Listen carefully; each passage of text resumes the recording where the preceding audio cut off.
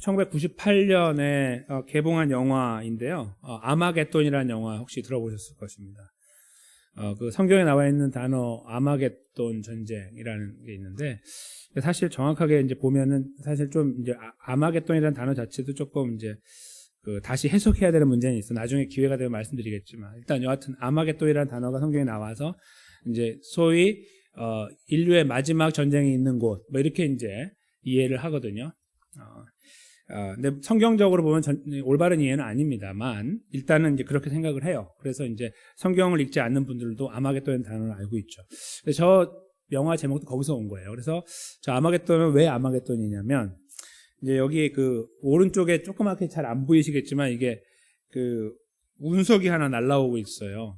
이게 이제 소행성, 조그마한 행성인데 이게 날라와서 지구에 부딪힌다 이거예요. 그럼 지구가 이제 파멸한다. 인류가 파멸하게 된다.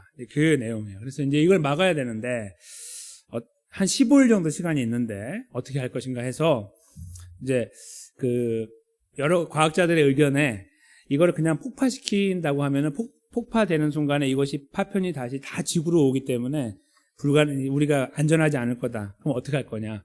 이걸 아주 세세하게 다 쪼개야 되는데, 그러려면은 땅을 파고 들어가서 그 행성에 가서 일단 그 안에 한 800피트 정도 파고 들어가서 거기다가 핵폭탄을 넣어서 터뜨려야 된다. 이제 이런 결론이 나왔어요. 그래서 이제 그 영화 진행되면서 그 이 파는 것을 오래 한 30년 경력의 베테랑이 가요. 자기가 이제 사람들을 모아가지고 이제 우리가 잘하는 이제 사람들이 해서 그곳에 가서 잘 도착해가지고 땅을 파기 시작하는 거예요. 그런데 이제 그 과정 속에 이제 이런 이제 안전장치가 있어요. 뭐냐면 혹시 실패하면 어떻게 할 거냐 이거죠. 그렇죠? 15일 안에 이게 안 되면, 만약에 갔는데 거기서 우물쩡 하다가 뭐 문제가 되면 안 되잖아요. 그래서 이쪽 지구에는 뭐가 있냐면은 이제 이걸 터트릴 수 있는 장치가 있는 거예요. 거기 간 사람이 8명인가 이렇게 되는데 그 사람들이 이제 거기서 죽어도 되는 거예요. 그냥 우리 인류를 위해서. 이제 이런 암암리의 그런 계획까지 딱 가지고 있어요. 이 사람들은 모르지만. 그래서 그걸 누를까 말까 막 이런 게 나오는데, 여하튼 도착해가지고 땅을 파는데요. 그 땅을 파서 들어간 다음에 핵폭탄을 두고 이제 다시 올라와서 다시 지구로 귀환하면서 터뜨려야 되거든요. 근데 이 기폭 장치가 망가진 거예요. 영화에서. 그래서 어떻게 해야 될까요? 방법은 하나밖에 없는 거예요. 한 명이 남아야 되는 거죠. 한 명이 그 800피트 들어가서 거기서 가만히 있다가 다 떠나고 나면 눌러야 돼요. 그래서 자기는 죽고, 그러니까 나머지는 살고 지구가 살고, 이런 스토리죠.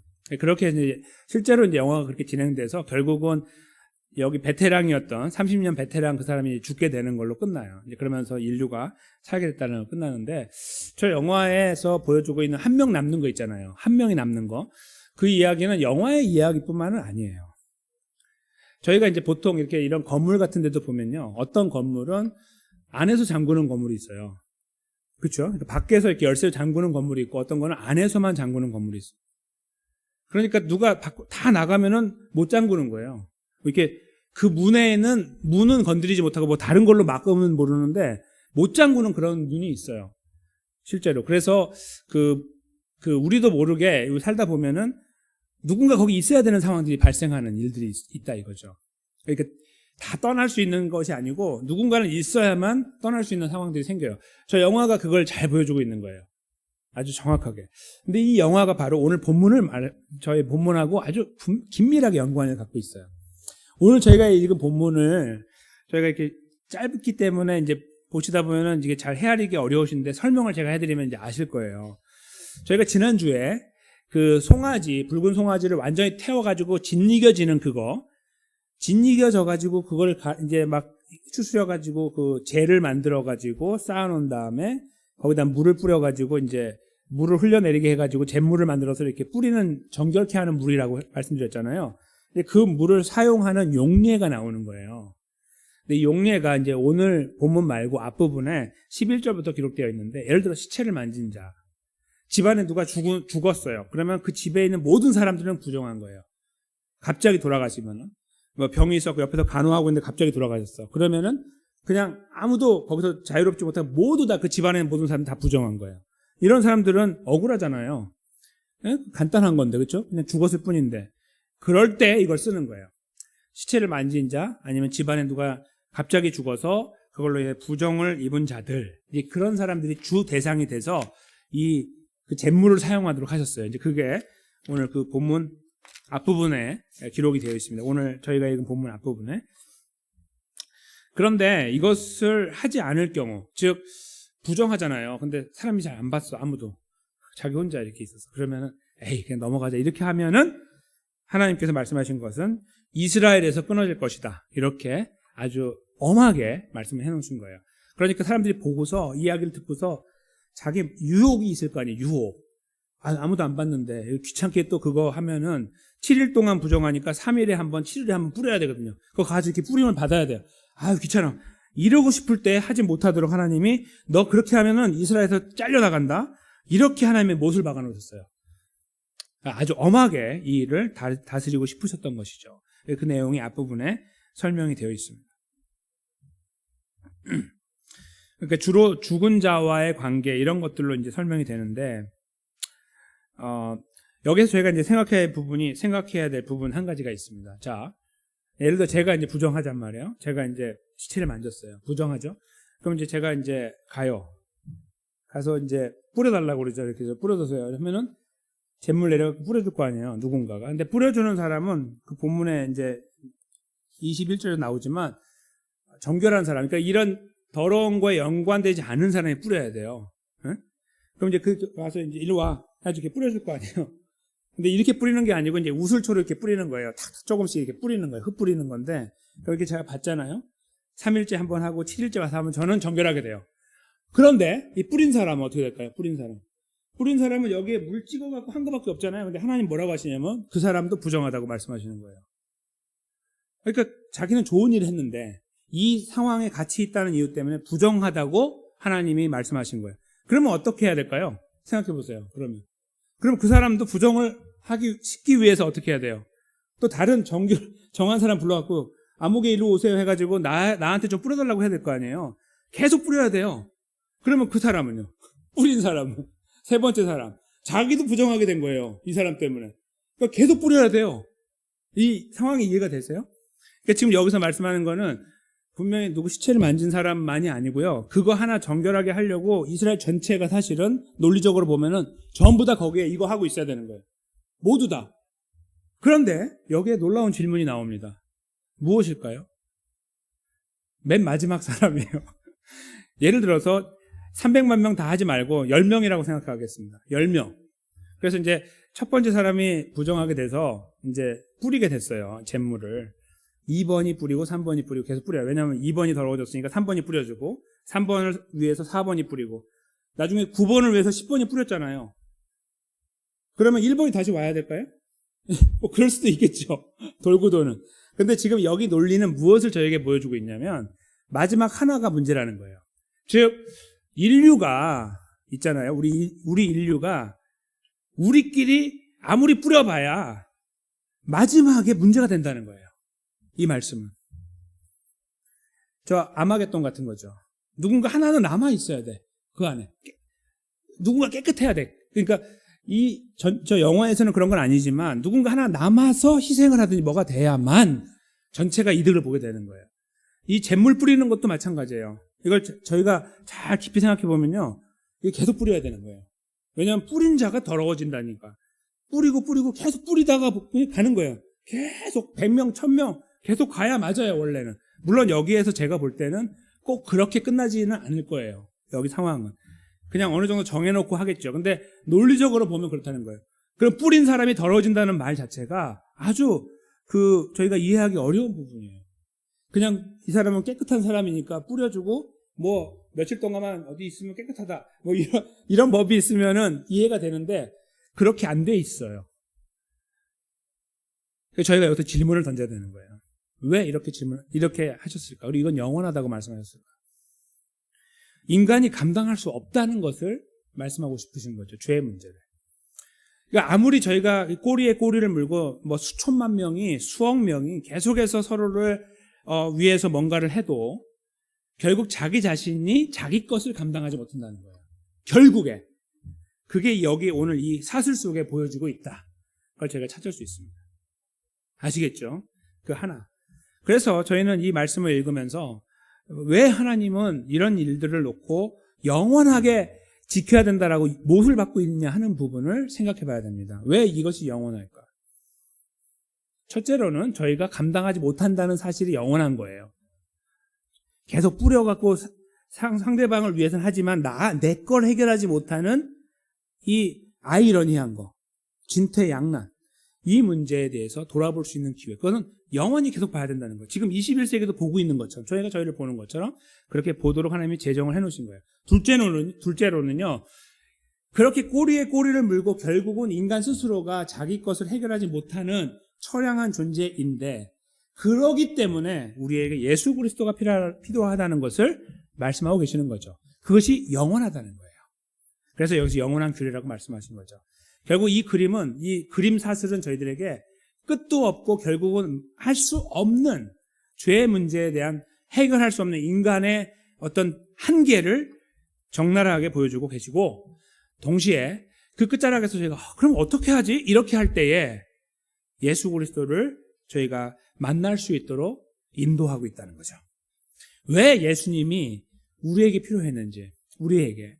그래서 우리 스스로가 뭔가 어떤 시간이 있고 노력이 있고 어떤 특별한 신분이 있어서 스스로가 해결하기 때문에 놀라운 어떤 사람이 등장해서 나는 그런 거 아무것도 없습니다. 나는 내가 당신은 정결하게 할 수 있지만 나는 부정하게 되지 않습니다라는 존재가 있다면, 인간 중에, 그러면 그것이 답인데, 오늘 본문을 통해 볼 때는 그런 존재는 세상에 없다라고 못을 받고 계시는 거죠.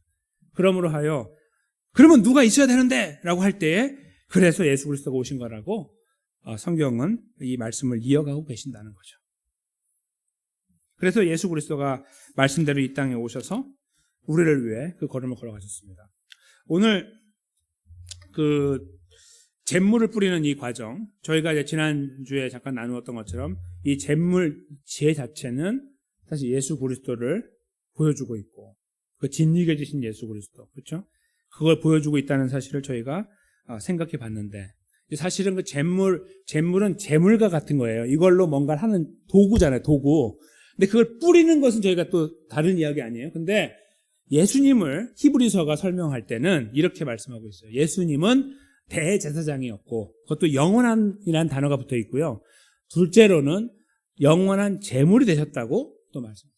예수님이 영원한 대제사장인데 제사를 이제 마지막으로 지내는 거예요. 우리를 위해서. 이것만 하면 끝나요. 이제 더 이상 안 해도 돼. 근데 이거 하는데 여기에 그럼 놓고서 해야 될 제물이 있어야 될 거 아니에요. 제물이 자기가 된 거예요. 이렇게. 그러니까 자기가 자르고 자기가 여기 누워 있는 거, 이런 그림이라는 거예요. 참 아주 기가 막힌 그림이죠. 예수 그리스도가 스스로 대제사장, 그래서 죽여서 피를 내야 되는데 그 피는 또 자기 스스로 예수님 자신께서 거기 누워 계신 거죠. 그 그림으로 묘사를 해요. 그래서 그 누구도 흉내낼 수 없고 또 생각해낼 수 없는 그런 방법으로 이거 잿물을 계속 뿌리는데 마지막은 어떻게 하지라는 그 숙제를 예수님이 해결해 주셨다고 설명하고 계신다는 겁니다. 바로 히브리서 9장 12절 말씀인데요. 여기를 한번 저희가 잠시 한 목소리로 읽어보겠습니다. 염소와 송아지의 피로 아니하고 오직 자기 피로 영원한 속죄를 이루사 단번에 성소에 들어가셨느니라. 아멘. 네, 이 앞뒤의 문맥에서 보면 예수님은 대제사장이 되심을 설명하고 있습니다. 더 이상 그 제사적인 방법에 의해서가 아니라 이 모든 것들을 뛰어넘어서 이 모든 것들이 보여주는 완전한 상태, 그러니까 완전한 제물 하나가 필요하고, 이거 만약에 마무리하려면 완전한 제사장이 필요하잖아요. 한 번만 하면 된다고 하면 아주 깨끗해야 되는데 그 순전함이라는 것은 그동안 지구상에 존재한 그 어떠한 동물보다도 순전해야 될 거예요. 그렇죠? 이 논리적으로 보면 그래야 딱 맞죠. 제사장도 인간의 어떤 그 연약함이 있어가지고 뭔가 누군가 나를 닦아줘야 되고 이런 게 아니라 완전한 존재가 돼야 되고, 그 두 가지를 만족시킨 분, 우리의 구원자 예수 그리스도라는 것이죠. 그 부분을 하나님께서는 히브리서를 통해 우리들에게 명시해 주고 계십니다. 예수가 그걸 한 거야 라고 말씀하려고 하시는 겁니다. 저희가 예수님의 이 구원을 생각할 때 여러 가지 방법으로 예수님의 구원을 생각하죠. 우리 감사하고 또 찬양하고 이렇게 영광을 돌리고 참 우리 안에 감사가 일어나는 일들이 많은데 저는 이 요즘에 이제 이 민수기를 하나님이 저희에게 허락하시고 저도 이걸 묵상하면서 또 연구하면서 볼 때 참 은혜가 되는 것이 많아요. 저 스스로가 생각해 보지 못했던 것들 바로 이런 것들이에요. 제가 지금 말씀드리고 있는 너무너무 놀라운 거예요. 생각만 해도. 근데 저희가 이렇게 하나님의 구원을 접근하기보다는 조금 신사적으로 접근하려고 하죠. 이렇게 막 뭔가 찢어지고 막 망가지는 거는 좀 비참해 보이니까 조금 치워놓고서 그냥 십자가 좀 약간 이렇게 각색해가지고 보려고 하고 그러다 보니까 예수님의 그 죽으심과 부활에 대해서 뭔가 그것이 우리 안에 깊이 와닿지가 않고 그냥 우리를 돌아가셨다라는 조금 더 이렇게 주변적인 이야기로 해가지고 넘어가는 경우 그런 것들이 오히려 많아지는 것 같다 생각이 들어요. 오히려 그 깊이를 들어가서 찢어지고 망가지고 짓이겨지고 밟히고 터져버리고 이런 것들을 생각하지 못하는 거죠. 근데 그런 걸 생각하면 거기에서 우리에게 주시는 하나님의 은혜가 놀랍습니다. 즉 우리가 구원받은 것이 그냥 이렇게 쉽게 뭔가 되는 것이 아니라 예수님이 얼마나 강하게 희생을 당하셨느냐가 증거될 때 그것이 우리 안에 각인될 때요. 머릿속에 뇌리 속에 그때에 우리가 하나님 감사합니다가 진정으로 나오게 되는 거죠. 더 깊이 있게. 지금까지 한 고백이 진정성이 없다는 말씀이 아니라 그런 것들을 알면 알수록 예수님이 왜 우리를 왜 이 땅에 오셨고 왜 저기에서 저렇게 돌아가셨는지 그 사실이 이렇게 연결이 되는 거예요. 그때 우리가 박수를 치게 되는 거죠. 무릎을 치고 그리고 감사하게 되고. 그래서 저희는 예수님의 이 십자가의 죽으심과 부활이 어쩔 수 없는 인간에게 반드시 있어야 되는 일이었고 저희가 생각해 보니 정말 그렇고 그리고 그 자리에 예수님이 안전하게 서 계셔서 우리가 그러고 하여금 단번에 이루신 이 제사 때문에 하나님 백성의 자리에 우리가 안전하게 이렇게 견고하게 세워지게 됐다는 사실을 느끼면서 거기서 우리는 잔잔한 감사를 다시 한번 이렇게 만들어내기를 원합니다. 그것이 우리 안에 있을 때에 저는 우리가 바라보는 세상이 좀 바뀔 것 같다 생각이 들어요. 어떤 분들은 이제 그렇게 말씀하시더라고요. 예수님 만나니까 세상이 바뀌어 보인다. 혹시 그런 경험 하셨습니까? 저는 그런 경험을 이제 제가 들은 적이 있는데 어떤 분이 예수님을 이렇게 만나셨는데 그래서 그 은혜 가운데 있고 구원의 감격 가운데 있어 교회 밖으로 딱 나가는데 세상의 색깔이 바뀌었대요. 이렇게 컬러가. 저는 그 고백이 거짓말이라고 생각하지 않아요. 사람마다 다르기 때문에 그러거든요. 그런 것들, 저는 그러한 고백들이 그냥 그때 옛날에 어떤 예수님 만날 때 그때뿐만 아니라 오늘 하루도 또 내일 하루도 우리 안에 굉장히 새롭게 더 컬러풀하게 우리 삶에 이렇게 주어져야 된다라는 생각을 해봐요. 그냥 옛날에 그 기억 하나 간신히 붙잡고 가는 걸음이 아니고요. 그때 그것보다 더 풍성하고 더 화려하고 감사하고 그런 은혜들이 우리를 향한 그 하나님의 사랑과 구원의 은혜가 더 아주 강렬하게 다가와서 그거 생각할 때마다 하루를 살아갈 힘을 거기서 얻고 그렇지 주님이 나를 사랑하시지 이 문제 가운데 하나님이 개입하고 계시지 비록 내가 지금 느끼지 못하지만 그들이 함께 하고 계시는 그 하나님을 고백하고 인정할 수 있는 것 그런 것들이 우리 안에 있다면 바로 이 말씀을 통해서 그 주님을 다시 한번 이렇게 바라볼 수 있고 고백할 수 있다면 우리는 충분히 그런 삶들을 살아갈 수 있다고 저는 확신합니다. 정말 충분히 그럴 수 있다고 확신해요. 우리 능력이 아니고 그냥 거기만 가만히 있어도 된다고 생각해요. 그냥 그 은혜를 생각하고 주님의 찢기심에 대한 진정한 의미 저거 아니었으면 그냥 큰일 났구나 이거부터 해서 그 비참함 속에 우리 대신 서 계셨던 그런 걸음들을 곰곰이 묵상하는 거죠. 그냥 묵상만 했을 뿐인데 그것이 우리를 막 움직여 나가고 우리의 가치관을 막 흔들어 버리고 생각들을 바꿔 나가는 바로 그러한 역사들 저는 충분히 하나님의 능력 안에서 우리 안에 가능하다고 믿고요. 저는 그러기 때문에 그 은혜가 사랑하는 성도들과 제 속에 다시 한번 새로워졌으면 좋겠고 그래서 오늘 이후 또 3일을 달려가야 되는 이 걸음 속에서 예전과 다른 하나님의 은혜들 조금 더 막 대단한 건 아닌데 뭔가 우리 안에서 새로운 것들을 경험하고 정말 감사하다 이런 것들이 막 새롭게 나오고 누가 막 나를 보기 때문이 아니고 그냥 막 그것이 안에서 생성되어지는 은혜들 바로 이 말씀을 보니까 말이에요. 이 말씀을 보니까 저 자리에 서 계셨어야 되는 예수님을 보니까 그것이 너무너무 감사하니까. 왜요? 우리가 오늘도 너무 약하기 때문에, 너무 초라하기 때문에. 근데 그 자리에 견고하게, 그렇게 신사처럼 견고하게 서 계신, 왕처럼 견고하게 서 계신 우리의 구원자 예수 그리스도가 계시기 때문에 그것은 우리들의 걸음을 맡길 수 있다는 사실에 감동하고 감격하고 감사하면서 이번 나머지 3일간의 걸음도 그렇게 저희가 함께 걸어가야 되지 않겠습니까? 그 자리에 우리들의 힘이 아니라 주님을 붙잡으면서, 주님을 다시 붙잡으면서 함께 아름답게 지어져 나가게 되시기를 주님의 이름으로 간절히 축원합니다.